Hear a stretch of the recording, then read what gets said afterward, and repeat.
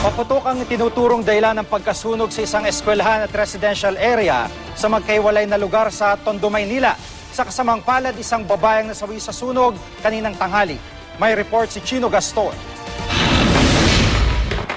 Hindi pa man pumuputok ang liwanag sa unang araw ng 2013, magkakasunod na sunog na ang bumulabog sa Metro Manila. Ang halos buong bahagi ng bahay na ito sa Nepomuceno Street sa Tondo, Maynila, natupok sa kasagsagan ng putukan. Ang mga guro naman ng Amado V. Hernandez Elementary School napasugod sa paaralan na tinupok ng apoy. Naabo ang ilang silid-aralan kasama na ang mga libro ng mga estudyante. Hindi bababa sa 1 milyong piso ang halaga ng mga nasunog.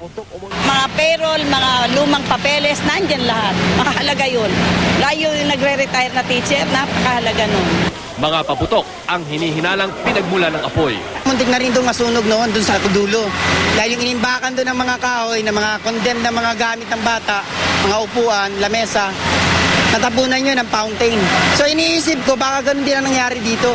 Kung mag-iisip tayo na electrical to, dapat nung mangyari na nung bago pa mag-start yung Christmas vacation, nagkaroon na ng sunog. Ang dami pong mga firecrackers sa paligid ng eskwelahan. Paputok din ang hinihinalang sanhi ng sunog kaninang tanghali sa Gabriela Street sa Tondo pa rin. May narinig daw sa pumutok doon. Wala naman ng kuryente ron eh. Walang kuryente eh. May pumutok para may sumabog. Tapos ngayon, nagliyam na ho yun.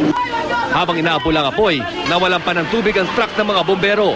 Hindi naman nag-aksaya ng oras sa mga residente at tumulong na rin sa pag-iigib ng tubig para sa fire truck.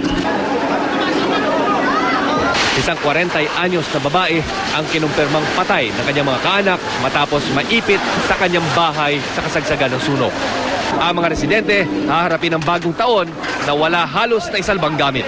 Galing ang paganyaki, yan o. Kaya may puso pa magiging susukat sa paganyaki. Sabi ko, baka may magkasunog. Nangyari nga. Wala na, sunog na. Wala ko na. Hindi pagteka na to. Naisip ko, napamas ko po. Pero mga kasakapak ko, pinabayaan ko na. Basta buhay ako. Ayon sa Bureau of Fire Protection, 12 sunog ang naitala sa Metro Manila mula alas 8 ng umaga kahapon hanggang alas 8 ng umaga kanina. 8 sa mga insidente ang naganap pagtungtong ng unang araw ng Enero.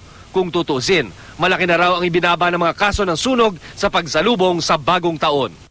Pasalamat kami dahil sa naging successful ang kampanya ng Bureau of Fire Protection sa pagsalubong ng bagong taon.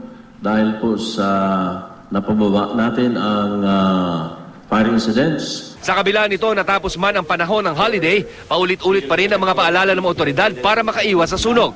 Dahil higit sa mga ari-ari ang pwedeng abuhin ay mga buhay na kaya nitong kitilin.